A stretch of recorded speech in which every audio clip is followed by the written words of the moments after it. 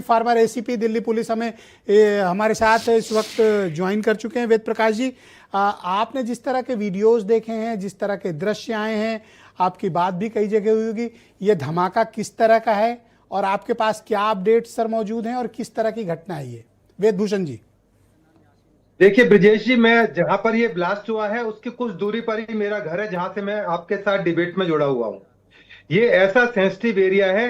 इस लाल किला, जामा मस्जिद, चांदनी चौक मार्केट, गौरी शंकर मंदिर, फतेहपुरी मस्जिद एक ऐसा एरिया है जिसने एक नहीं सैकड़ों दंगे और सैकड़ों ब्लास्ट देखे हैं। इस दिल्ली को और पूरे हिंदुस्तान को ट्रांजिस्टर बॉम्ब के सीरियल ब्लास्ट याद होंगे। वो तमाम इन्हीं जगहों के गवाह हैं। तो इसमें कि किसी पार्टी पॉलिटिक्स का नहीं है। पार्टी वालों को बोलूंगा तो नाराज हो जाएंगे कि कांग्रेस के लिए बोल रहे हैं। इतने ज्यादा दंगे हुए इन इलाकों के अंदर और मैं उसका साक्षात गवाह आपके सामने बैठा हूं। ठीक है, मेरी उम्र 70 साल हो रही है, पर यह जरूर है कि मैंने बहुत सारे ब्लास्ट देखे हैं इस जगह पर और दंगे होते हुए देखे हैं। अभी इसकी इन्वेस्टिगेशन बहुत ही प्राथमिक स्टेज पर है, परंतु हाँ, अपने तजुर्बे से, एक्सपीरियंस से यह कह सकता हूं कि आम ब्लास्ट नहीं है, आम कार का ब्लास्ट या कोई गैस सिलेंडर का ब्लास्ट नहीं है। ये जानबूझकर किया हुआ एक साजिशन, एक बड़ा षड्यंत्र है, एक बड़ा ब्लास्ट है। अभी पूरा दिन तमाम सोशल मीडिया पर मैं भी बिजी रहा, अभी बिजी रहोगे। दिल्ली में जिस तरह से आरएसएस ऑफिस की जो रैकी की गई, आजादपुर की रैकी की गई, लखनऊ से कनेक्शन निकल कर आ रहे हैं, झारखंड से कनेक्शन निकल कर आ रहे हैं, अनंतनाग से कनेक्शन निकल कर आ रहे हैं, पाकिस्तान से कनेक्शन जो आज आरडीएक्स पकड़ा गया है, अमोनियम नाइट्रेट पकड़ा गया है, 2 AK-47 पकड़ी गई हैं। वेद जी, आपने वीडियोस देखे होंगे दिल्ली धमाके के। अब ये तो अभी तो आधिकारिक बयान का हम इंतजार कर रहे हैं, लेकिन जो दृश्य आपने देखे हैं, आप बहुत लंबे समय तक दिल्ली पुलिस में काम किया, आपने ऐसी बहुत वारदातों को देखा होगा।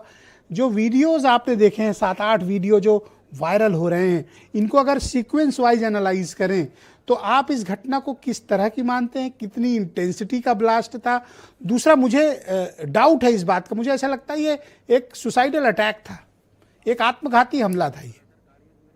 हाँ, इस चीज की संभावना से रूल्ड आउट तो ब्रजेश जी अभी नहीं किया जा सकता जब तक इन्वेस्टिगेशन पूरी ना हो जाए। पर चूंकि कार के अंदर ब्लास्ट किया गया था, आपको याद होगा पार्लियामेंट के अंदर कार के अंदर ही आईईडी ले गया था। ठीक है, वो कामयाब नहीं हो पाए, परंतु ये जो इलाका है, जैसे वरिष्ठ पत्रकार साहब हमारे बता रहे थे, इतना डेंसिटी पॉपुलेशन है इस एरिया के अंदर। और सबसे बड़ी बात, हिंदू मुस्लिम एरिया है, ये मिक्स पॉपुलेशन एरिया है। जहां चांदनी चौक में हिंदू बहुत बड़ी तादाद में रहते हैं, उसी तरह दरियागंज, जामा मस्जिद और चांदनी महल के इलाके जहां पर मुस्लिम बहुत बड़ी तादाद के अंदर हैं। तो इतना सेंसिटिव और डेलिकेट एरिया है, इसको जानबूझकर चुना गया है। इसके पीछे कोई आम ब्लास्ट नहीं है, इसके पीछे कोई बहुत बड़ी मंशा थी। और ये जो जम्मू कश्मीर पुलिस की जो एसटीएफ ने जो आज गिरफ्तारियां की हैं, जो झारखंड से कनेक्शन निकल कर आए, लखनऊ से कनेक्शन निकल कर आए हैं, वो कहीं ना कहीं जरूर इशारा कर रहे हैं कि बहुत दिन से इस तरह की तैयारियां चल रही थी। अभी इन्वेस्टिगेशन चूंकि दिल्ली पुलिस के तमाम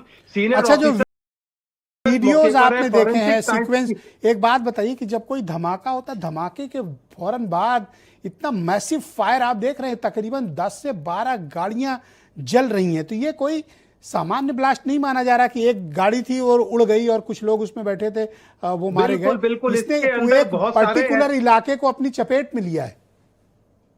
हाँ बिल्कुल, एक बहुत बड़ा इसके अंदर कोई फायर का कोई, जैसे अमोनियम नाइट्रेट है या पोटेशियम नाइट्रेट है, ये आमतौर पर आम मार्केट के अंदर पहले मिल जाया करते थे, क्योंकि उर्वरक के रूप में, फर्टिलाइजर के रूप में इस्तेमाल किए जाते हैं। आज भी अमोनियम नाइट्रेट एक आम किसान यूज करता है, उसकी ठीक है शेप चेंज हो गई है, परंतु ये इजिली मार्केट के अंदर अवेलेबल हो जाता था, हालांकि अब नहीं है।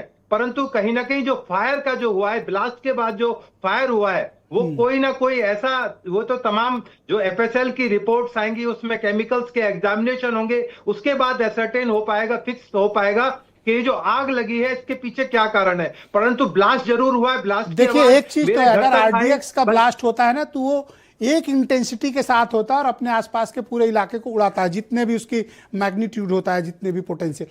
लेकिन जब इस तरह के फायर फैल जाना है, मुझे लगता है इसमें कुछ और विस्फोटक पदार्थ या कुछ और ऐसी चीजें इस्तेमाल हुई हैं, तो जांच के बाद चलेगा। बट ये एक डिफरेंट टाइप का ब्लास्ट मुझे वेद जी दिखाई पड़ रहा है। अब मुझे तो इतना अनुभव नहीं है, आप लोग इसको ज्यादा बेहतर एनालाइज कर पाएंगे। मैं लगभग इस जगह से हार्डली 1.5 किलोमीटर दूरी पर बैठा हुआ हूं।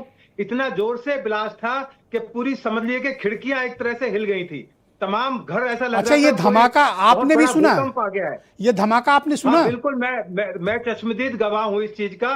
मैं यहीं से बोल रहा हूँ, दरियागंज में ही मैं रहता हूँ और पिछले काफी समय से दरियागंज में रह रहा हूँ, इसलिए इस इलाके को बेहतर तरीके से समझता हूँ, जानता हूँ। इतना जबरदस्त ब्लास्ट था कि मुझे खुद बड़ा ताज्जुब हुआ, मालूम हुआ। मैं तुरंत कंट्रोल रूम में फोन करने की कोशिश कर रहा था कि किस चीज का ये ब्लास्ट हो सकता है, किस चीज की आवाज आई है। मैं अपने घर से बाहर निकल कर आया, परंतु ये जरूर है कि कोई ना कोई फायर के अलावा इसमें ना कोई ऐसा एलिमेंट, ऐसा केमिकल रखा हुआ था जिससे फायर हुई, और ये इंटेंशनली किया हुआ है। अभी इन्वेस्टिगेशन और इस अभी पे जारी स्प्रेड हुआ है, मतलब ये सुबह से आपकी, मैं इस बात से सहमत हूं कि इसमें कोई ना कोई सर।